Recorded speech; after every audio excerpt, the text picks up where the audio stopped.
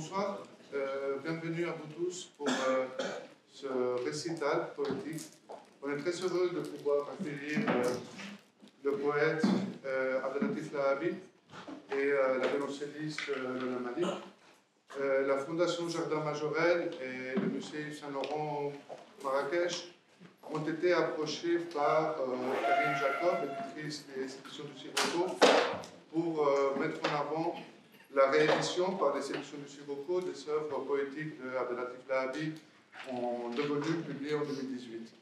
Et c'est dans ce cadre-là qu'on a considéré que c'était très intéressant pour nous de profiter de ce bel auditorium pour pouvoir avoir un spectacle de cette nature qui s'inscrit pleinement dans notre volonté d'encourager le meilleur de la culture, le meilleur de la sensibilité, le meilleur de l'échange entre les traditions et des pratiques différentes, que ce soit dans la musique, que ce soit dans la littérature, dans l'art contemporain, dans la mode, etc. Et voilà, donc je voudrais aussi préciser encore une fois que les œuvres poétiques en 2 volumes réédités par les éditions du Sirocco seront en vente et Abdelatif Lahabi pourra signer les exemplaires en vente. Et donc, voilà, encore une fois, merci à tout le monde d'être ici. Et je remercie Abdelatif Lahabi et Lola. Et merci beaucoup.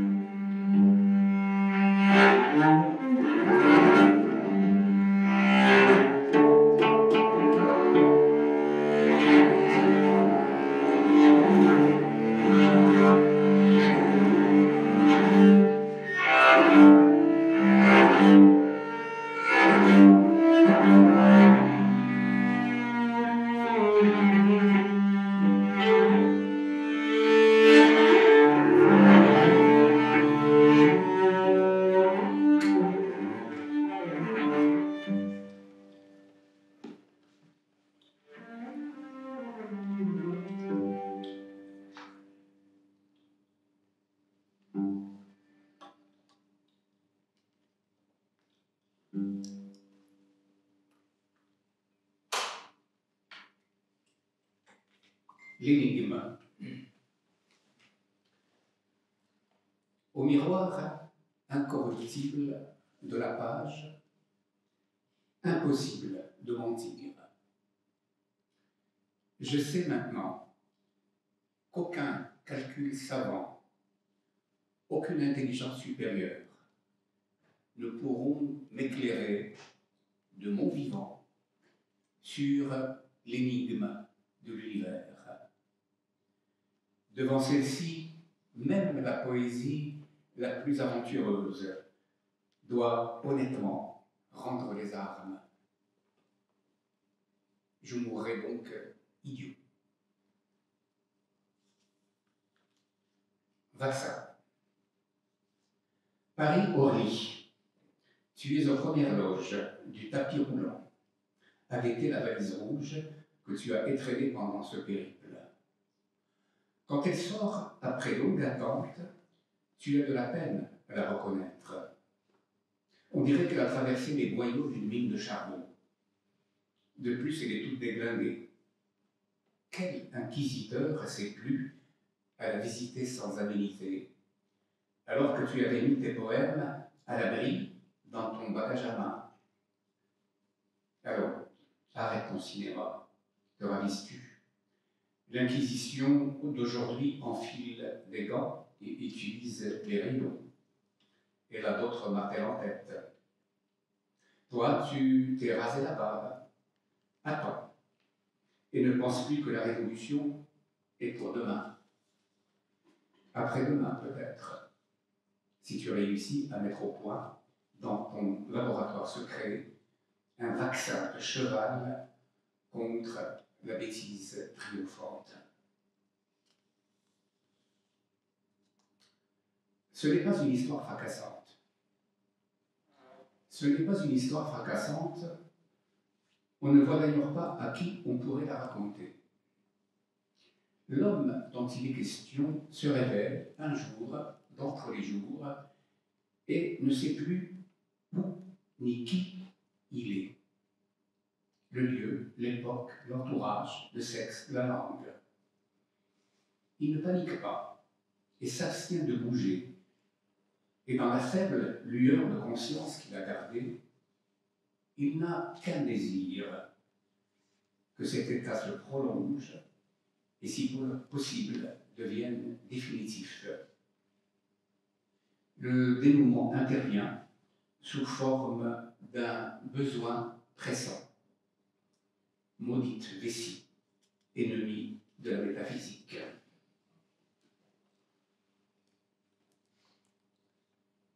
Oiseau, je me vois sur la plus haute branche de l'arbre qui me fait face. Je suis l'oiseau immobile, absorbé par le spectacle du soleil levant. J'ai de lui les ailes, le bec, le regard perçant, le petit cœur battant plus vite que le mien. Il ne faut surtout pas que je bouge, que j'ai l'idée saugrenue de m'envoler. Je voudrais tant rester encore un peu oiseau, juste le temps de n'avoir nul besoin de parler, écrire, penser, d'oublier en somme que je suis homme.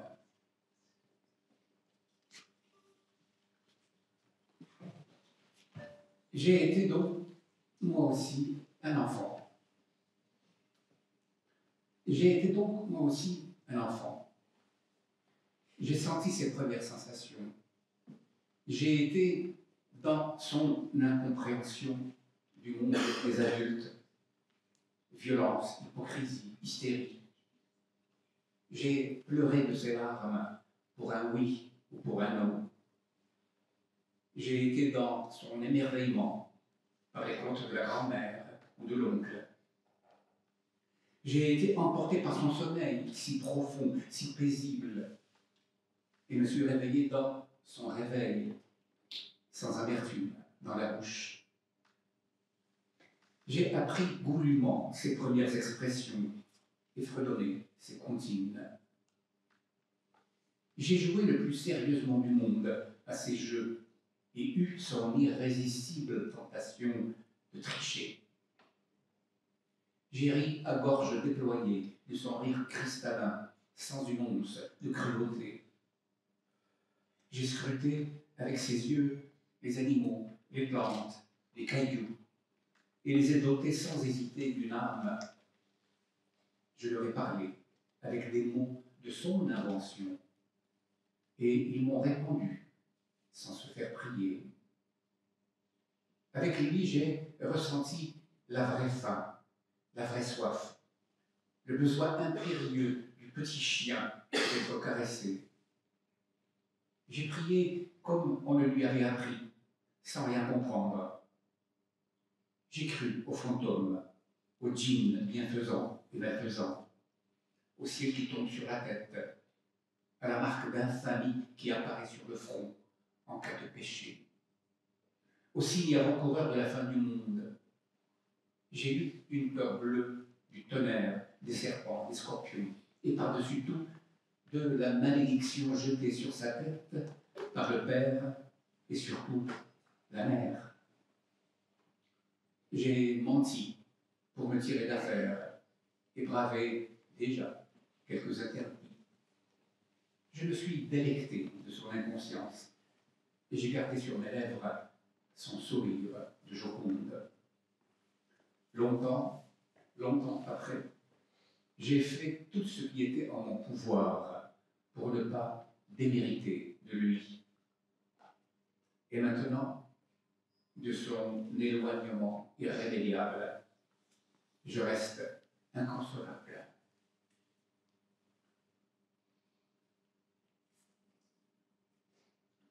Exercice pour un psychanalyste. Mon fidèle lecteur se souvient, sûrement ou peut-être, du rêve de l'homme enceint que j'ai raconté dans un livre précédent. Eh bien, ce rêve m'est revenu et sous une autre forme.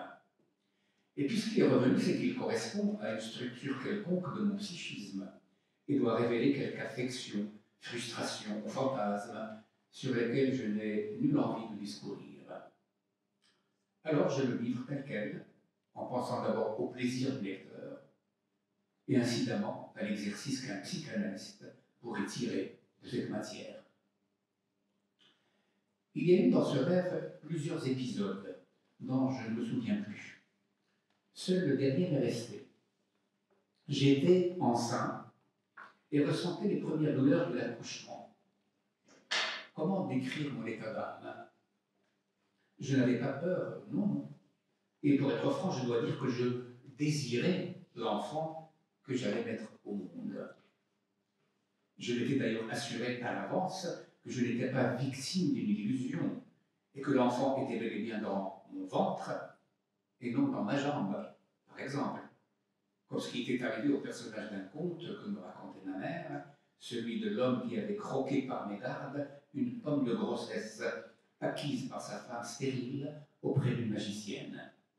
Non, ma grossesse était on ne peut plus normale, et il me fallait l'assumer, d'abord vis-à-vis de ma femme, qui dormait tranquillement près de moi, ensuite vis-à-vis de mes enfants, de mes amis, et au-delà, bien sûr, vis-à-vis de l'opinion publique, car je ne pouvais pas échapper, même dans mon rêve, à ma condition d'homme public.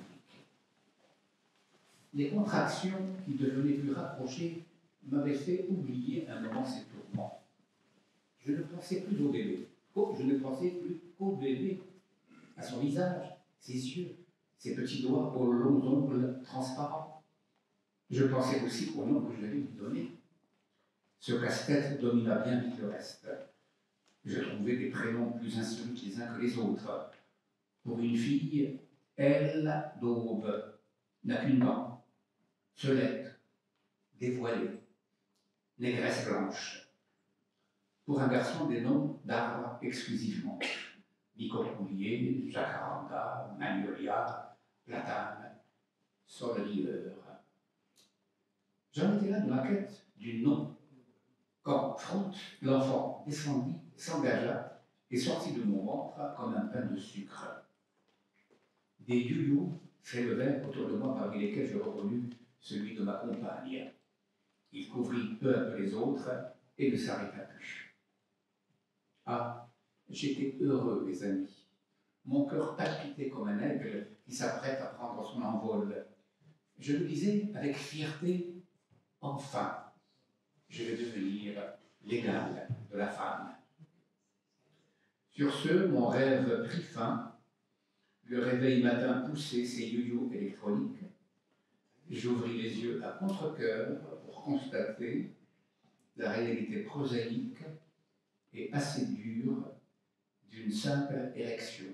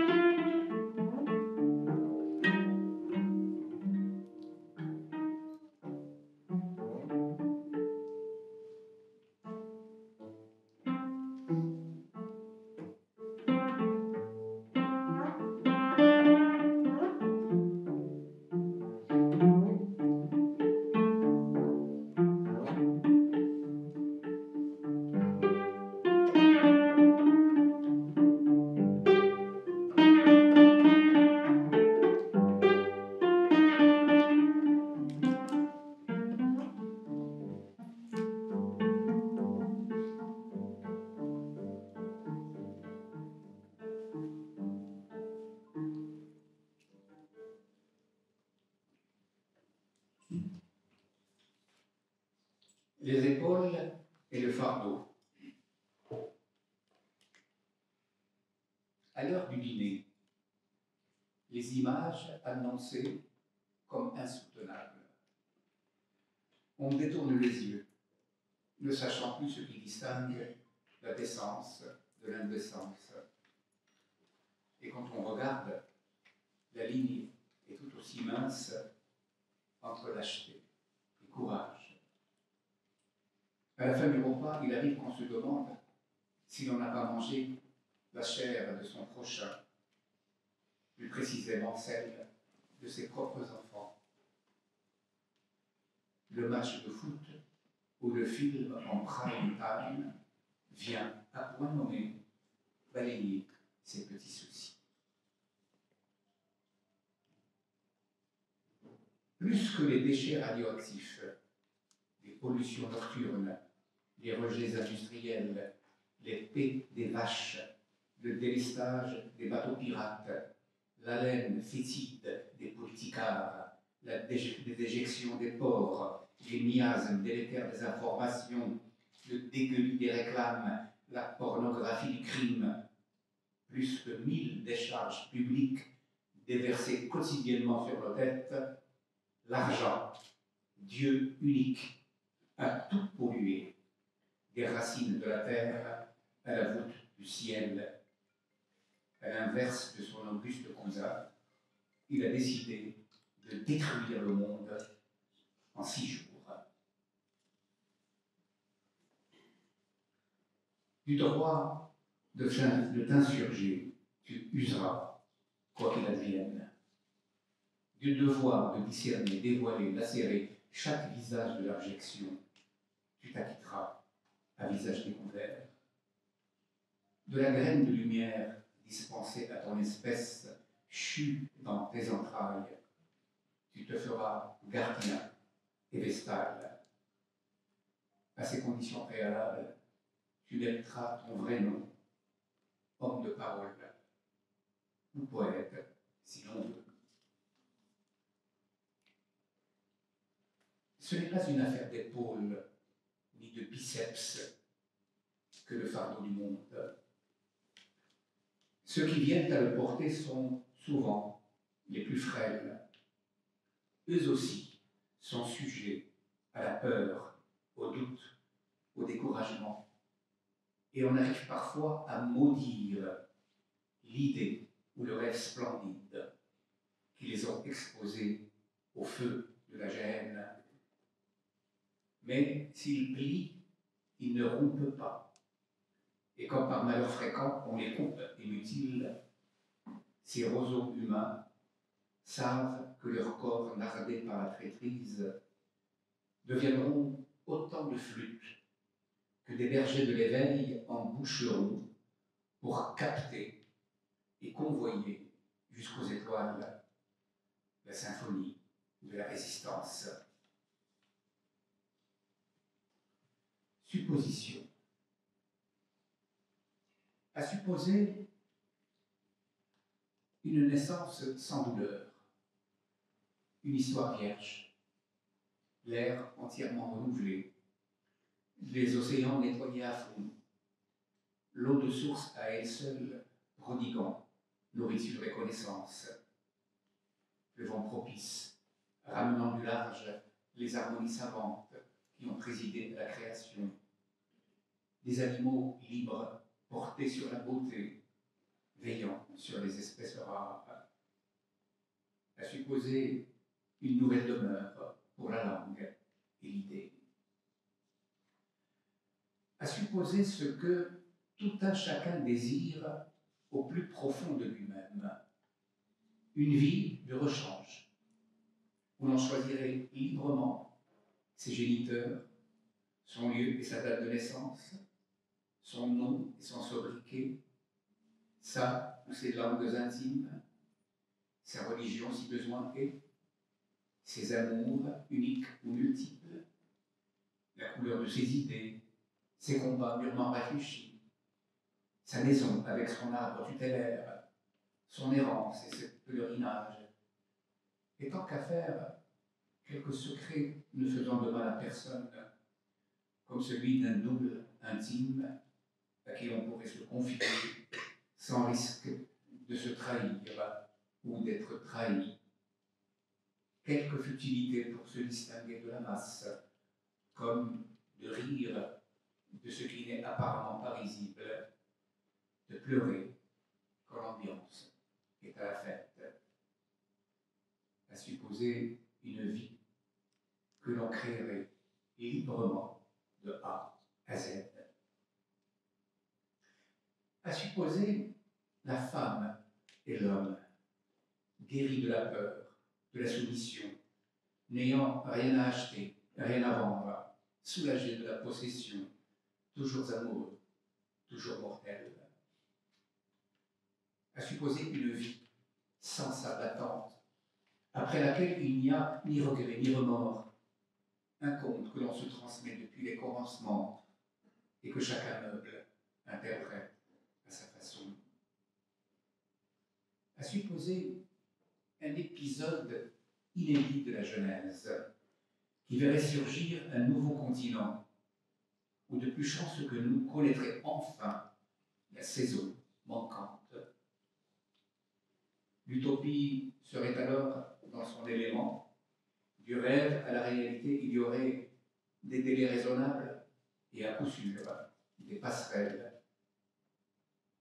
L'on rêverait toujours, mais en plus grand, comme d'habiter l'univers entier, sans besoin de s'y transporter, comme de négocier un traité de paix équitable avec les éléments déchaînés de la nature, comme d'introduire le principe d'amour dans le préambule de la Constitution universelle. L'on supprimerait le nombre adéquat des souffrances incompréhensibles pour ne garder que celles qui alimentent la vigilance, le questionnement, la quête de probable et d'improbable lumière.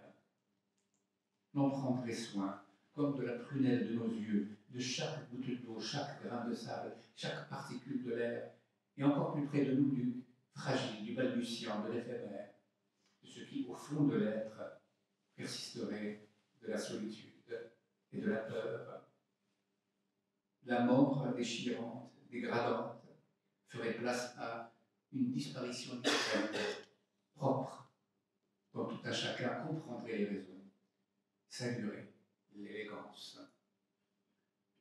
À supposer l'inatteignable à notre portée, et l'instinct puissant, le trait de génie qui nous ferait tendre la main, non pour le caresser comme en rêve, mais pour l'empoigner résolument.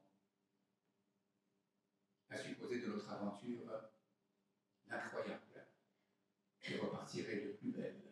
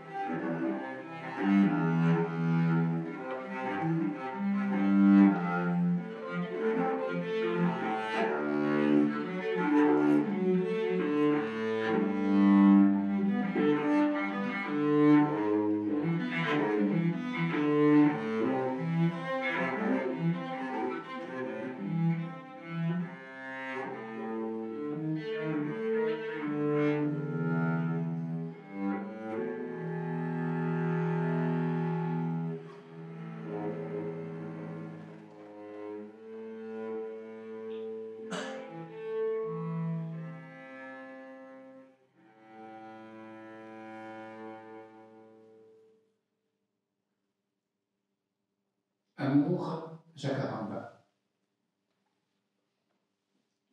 J'apprends, c'est tout frais, que le Jacaranda est né au Paraguay, entre les mains savantes des Indiens Guarani, peuple de mon ami musicien Raúl Barbosa, celui qui sait faire parler l'accordéon dans la langue première du Père Cosmos et de la Mère Père. Celui qui a su un soir, à Hérouville-Saint-Clair, traduire en saudade classique et déchirante mon spleen de Casablanca. Notre arbre a essaimé en Argentine, a traversé l'océan pour prendre ses aises en Afrique du Sud, puis s'est envolé vers la Chine. Plus près de nous, il a trouvé une autre terre d'élection, au Portugal. On descend un peu, et où le retrouve-t-on comme dans son élément naturel? À Fès, mon ami, oui, à Fès, qui lui prête ses murailles pour s'y accouder et rêver tout en souple. Enfin, à Rabat, de l'allée des facultés au quartier du suicide, où il détrône sans peine le banal palmier. Il y en a à Marrakech aussi, rassurez-vous. Est-ce un hasard s'il est venu frapper à la porte de ma ville natale, puis de ma ville d'adoption? Ne chercherait-il pas à travers le vaste monde, parmi les humains, quelques confidents, un être pouvant se sentir arbre, rire et pleurer arbre, donner ce que donne l'arbre, en ne demandant en retour qu'un peu d'eau, de lumière, de temps en temps une caresse. Je m'aventure là et reconnais des penchants à l'excès. Mais sans telle aventure et tels excès, comment aurais-je pu répondre à ton appel, te parler en confiance, d'égal à égal, au jacaranda, Béléran, mon frère.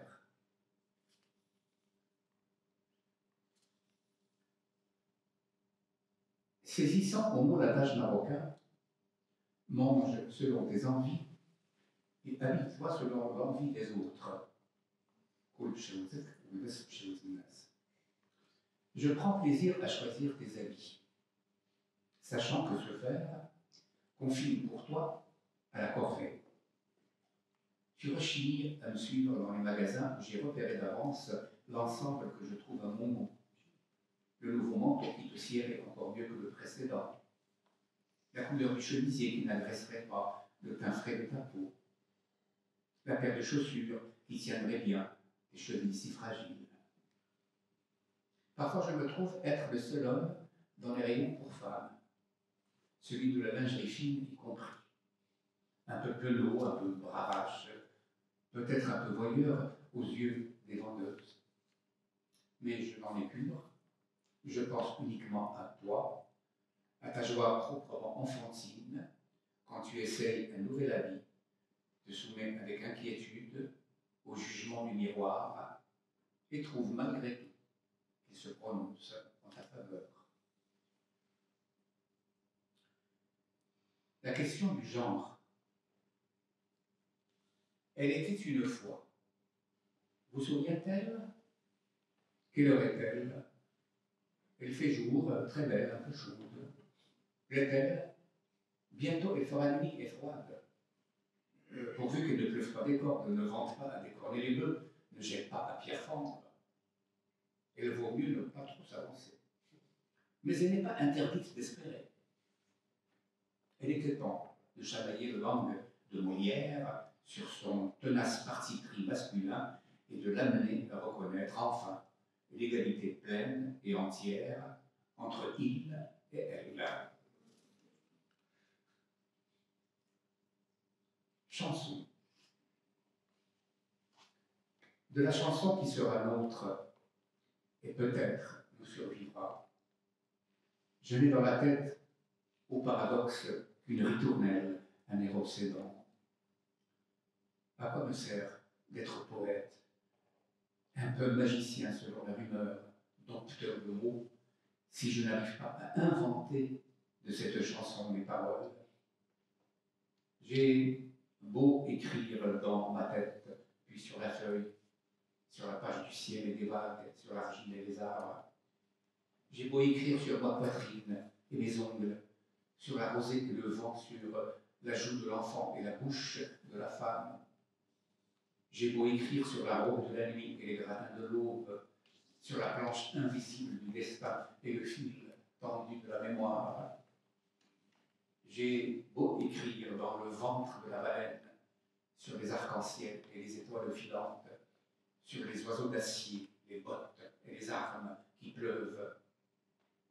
J'ai beau écrire sur les miroirs de l'âme et les flammes des bougies, sur les roses en fin de vie et l'empreinte des pas, sur l'œil à demi fermé des volcans et le calme précédant la tempête. J'ai beau écrire sur la galette et la peau des olives, entre les mains des déshérités, des oubliés de la vie, sur les injustices courantes et l'increvable espoir. J'ai beau écrire sur tels amours et les nôtres, sur les cœurs qui battent à se rompre et les yeux qui chavirent dès que les doigts se touchent, sur la vraie vie qui fait toc-toc à la fenêtre. J'ai beau écrire sur le lit déserté et les draps tendus de la séparation, sur le tableau peint en noir et le vase brisé, sur les habits et les livres abandonnés à la poussière. J'ai beau écrire sur la grande histoire, sur le temps et l'infini, sur la fuite des galaxies, trou noir, et même Dieu et son compère le diable. Je vais écrire et réécrire la petite histoire, mais de la chanson qui sera nôtre et peut-être nous survivra, je l'ai toujours dans la tête au paradoxe, une ritournelle, un air obsédant. À quoi me sert bon sang d'être poète, un peu magicien selon la rumeur, dompteur de mots, si je n'arrive pas à inventer cette chanson mes paroles.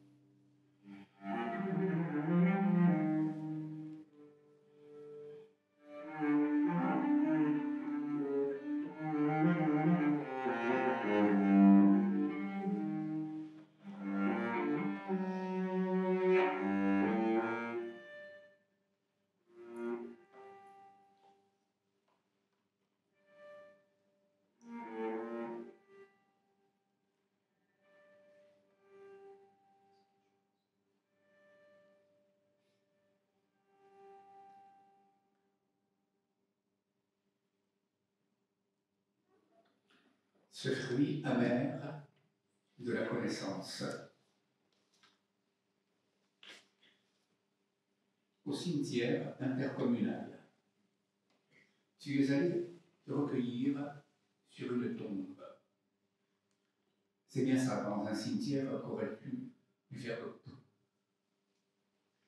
Tu avais besoin de t'assurer qu'il existe même de nos jours des tombes normales où reposent des corps entiers, des corps qui n'ont pas été au préalable mutilés, violés, étêtés, éviscérés, brûlés, vifs, intentionnellement. Des morts sains et saufs, sans histoire et sans souci. Non, ce n'est pas ça. Pourquoi penser toujours au pire? C'est vrai, admettons que tu es allé au cimetière juste pour te recueillir sur une tombe, mais alors laquelle? Tu n'as pas senti passer le temps. Banalité des banalités. Mais comment dire la chose autrement? Tu sors du berceau de l'enfance et tu fais ta toilette devant le miroir de la jeunesse. Au moment de t'habiller, ce sont les vêtements de l'adulte que tu revêts. Tes cheveux ont déjà blanchi quand tu prends ton petit déjeuner. Et voilà que tu sors de la maison, les pieds devant. Tu n'as ni déjeuné, ni dîné, tu n'as pas suivi la course du soleil dans le ciel, et tu n'as pas goûté à la douceur de la nuit. Un jour, ne serait-ce qu'un jour, t'aurait suffi en guise d'éternité. Quoi de neuf? pour punir celui qui me pose la question, je réponds. Je ne fume plus. Je vapote et bois davantage de café. À midi, un whisky avant le repas. Puis la sieste et une petite sortie. Le soir, légère collation et télé. À minuit, ou un peu avant, le livre indispensable pour 2 raisons. Voir comment font les autres écrivains et combattre l'insomnie. Êtes-vous satisfait de cet éloge de la platitude? Après tout, le poète n'est qu'un rond de cuivre qui travaille dans une obscure administration au bureau de l'âme. Frappez avant d'entrer. Oyez, oyez, bonnes gens. Le tour du propriétaire est terminé. On vous a fait visiter la cuisine de la langue, la forge des images, l'atelier des visions. On vous a même permis de jeter un coup d'œil dans la chambre à coucher, la Cavara et celle des suppliciés. Que vouliez-vous de plus? Vous voir révéler la formule de la pierre philosophale, l'équation de l'immortalité? Vous voir annoncer la venue d'un Dieu nouveau, vraiment clément et miséricordieux, qui mettrait fin aux abus inqualifiables de ses illustres prédécesseurs? Vous faire voyager vers la galaxie, où des dizaines de planètes similaires à la nôtre seraient peuplées d'espèces pacifiques, s'adonnant à toutes les vertus, toutes les créations que nous avons saccagées? Vous faire présenter sur un plateau d'argent la tête tranchée des tyrans qui vous ont écrasé à mort et qu'il vous arrive de regretter? Vous faire mener à la porte d'un paradis de proximité où vous ne seriez pas obligé de pratiquer les rites sanglants du djihad pour y accéder? Que voulez-vous donc, je me le demande? Que le poète vous rende meilleur que lui? Qu'il vous innocente et s'accuse de vos méfaits? Qu'il se remplisse de haine à en exploser afin de vous en libérer? Qu'il s'arrache le cœur, un rein, un œil, pour en faire don à la banque des organes qui vous font défaut? Qu'il se mette à plat ventre pour que vous le regardiez de haut quand vous êtes à genoux? Que voulez-vous donc, je me le demande? Peut-être rien, après tout. Vous voulez juste que ce fou furieux cesse de vous jeter des cailloux, qu'il aille prêcher dans un autre désert que le vôtre, que la belle et si confortable routine reprenne le dessus, que la langue soit réduite à ses plus simples expressions, passe-moi le sel, ta gueule, cliquer, gagner, fuck, et tout est dit.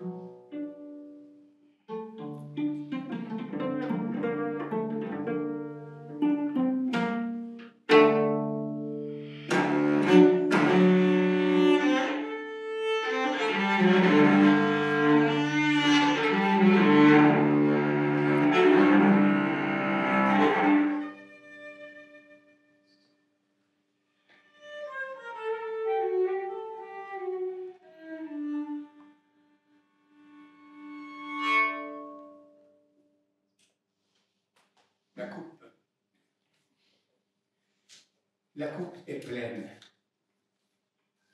En voici la composition. Un petit fond de désespoir donnant à la vie cet arrière-goût d'amertume apprécié des vrais connaisseurs. un tiers de sang, encore chaud, garantie humain, moins cher que l'eau du robinet. Un tiers de larmes, sucrées-salées, ayant été versées par les yeux les plus doux. 2 doigts de dérision, millésimés, maintenus au frais à férocité constante. Un zeste de piment emportant la bouche et un nuage de colère noire. Le tout sans amuse-gueule, à boire cul sec, absolument seul, imperturbable, face au désastre.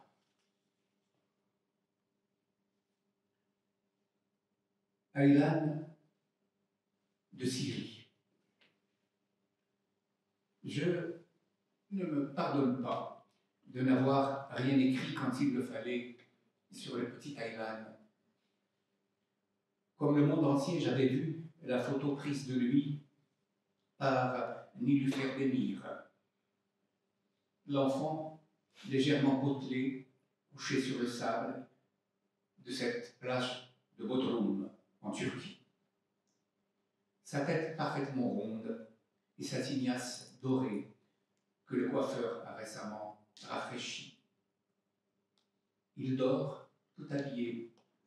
Ses tennis, son short bleu et son t-shirt rouge ont l'air neufs et ils ont bien séché.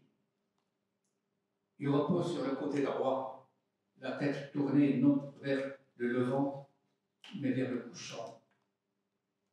Il semble méditer sur ce drôle de jeu que la mère a joué avec lui.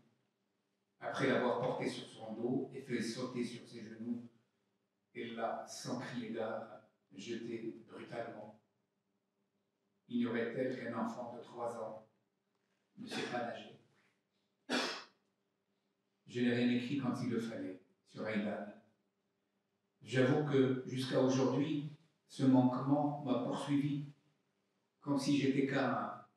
Et l'œil d'Abel, cette photo d'un enfant à la beauté époustouflante, reposant sur le sable, attendant qu'une main se tende sur lui, vers lui, et le relève pour qu'il aille gambader sur la plage d'une autre vie, dans le jardin d'un autre monde, pour qu'il aille sauter sur les genoux et le dos d'une autre mère qui ne joue pas, elle vit d'un jeu. Depuis lors, Aylan a grandi. Cette année, il finit sa maternelle. 3 glorieuses. Oh oui, nous avons besoin de reprendre goût à la vie, de retrouver notre appétit, un appétit d'avenir. Mais alors ne soyons pas trop gourmands. Demandons 3 jours, juste 3 jours, où la mère réalité acceptera de se soumettre au rêve, à sa puissance bienfaitrice. 3 jours où, cela va sans dire, les armes se tairont et les combattants de toutes les factions iront en permission. 3 jours où tous les bannis, les exilés, les déplacés, les errants retrouveront leur foyer et jouiront d'une trêve bien méritée. 3 jours de paix universelle où nous passerons la moitié du temps à nous reposer en nous délectant du silence d'avant les douleurs et les angoisses de la création. Et l'autre moitié à nous reposer également en contemplant avec les plus grandes intentions telle ou telle beauté que dans notre cécité actuelle, nous n'arrivons plus à discerner. 3 journées ou 3 glorieuses qui nous aideront plus tard à sauvegarder en nous le goût de la vie, à retrouver notre appétit, un appétit d'avenir.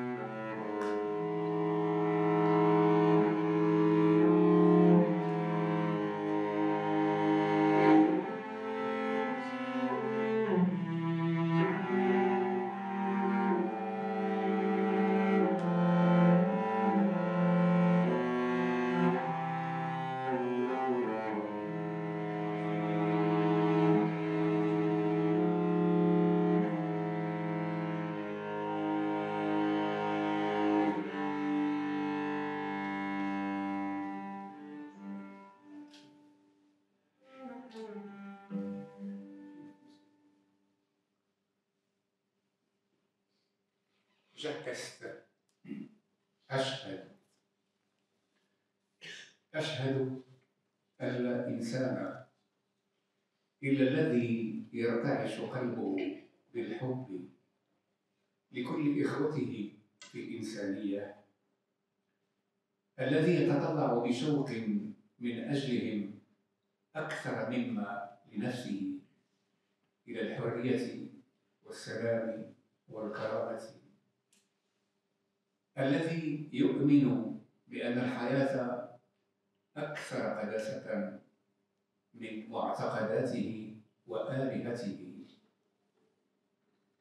أشهد أن لا إنسان إلا من يحارب الكراهية دون ملل في نفسه ومن حوله، الذي حين يفتح عينيه في الصباح يتساءل ماذا سأفعل اليوم كي لا أفقد صفتي واعتزازي كوني إنسان.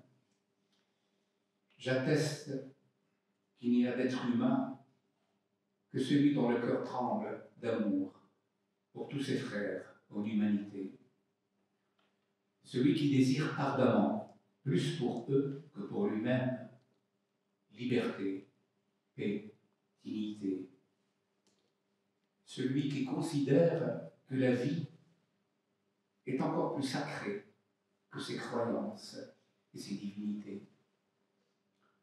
J'atteste qu'il n'y a d'être humain que celui qui combat sans relâche la haine en lui et autour de lui.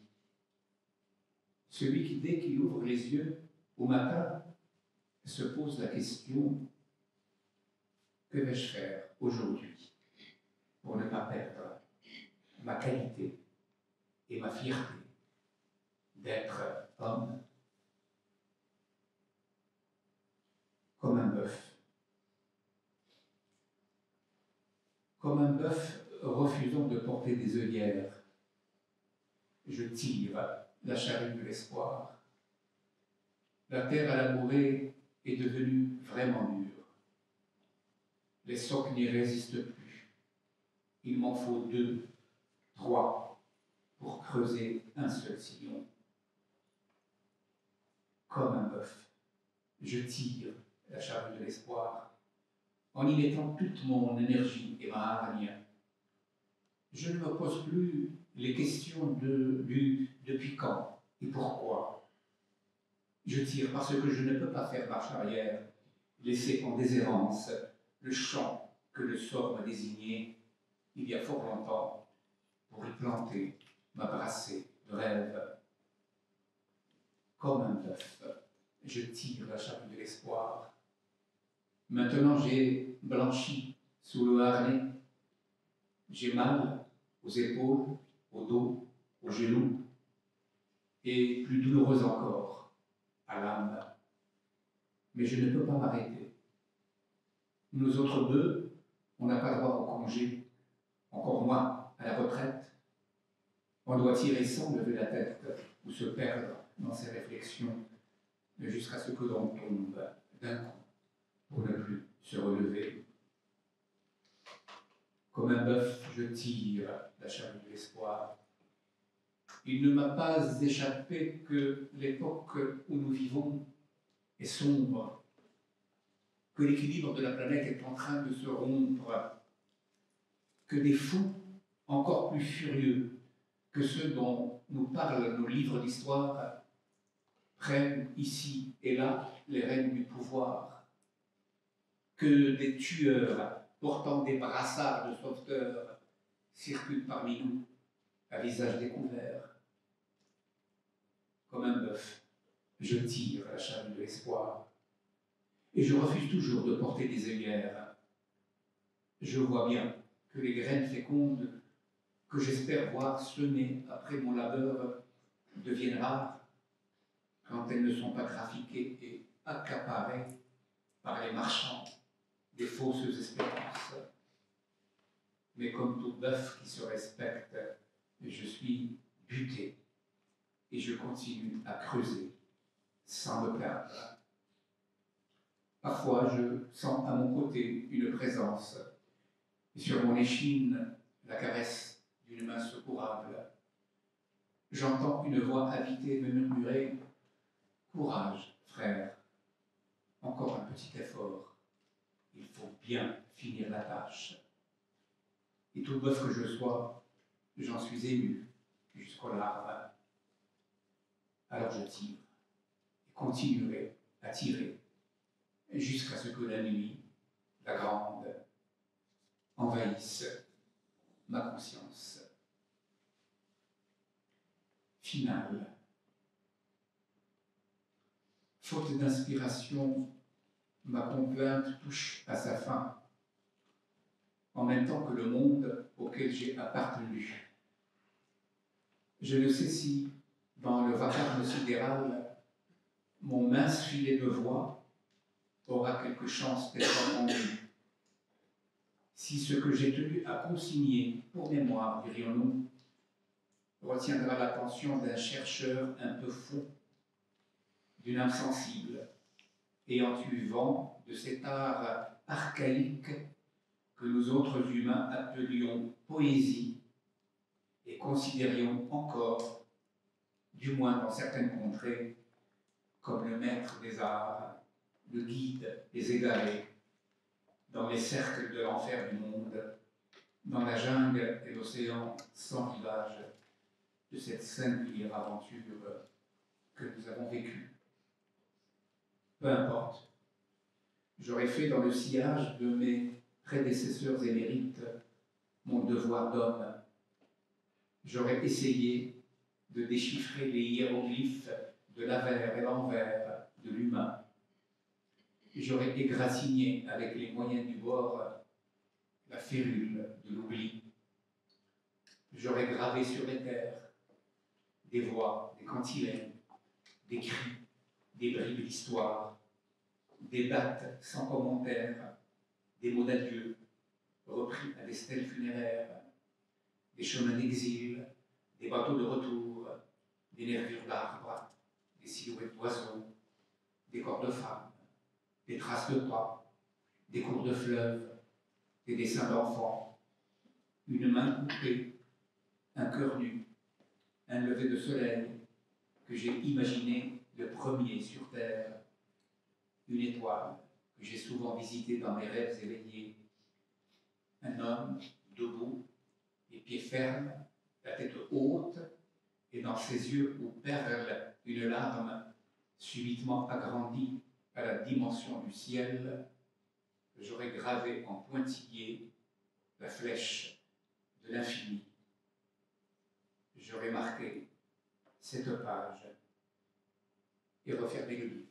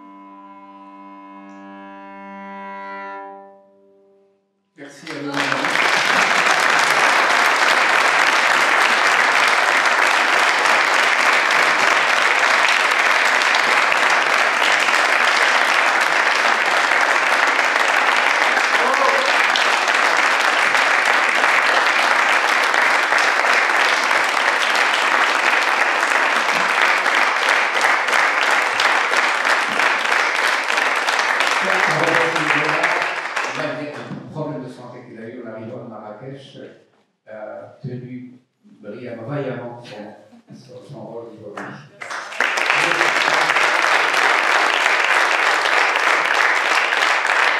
Merci à cette institution qui nous accueille, merci à Saint-Extasie, merci à Juan Arau de leur accueil et merci de votre présence, mes chers amis.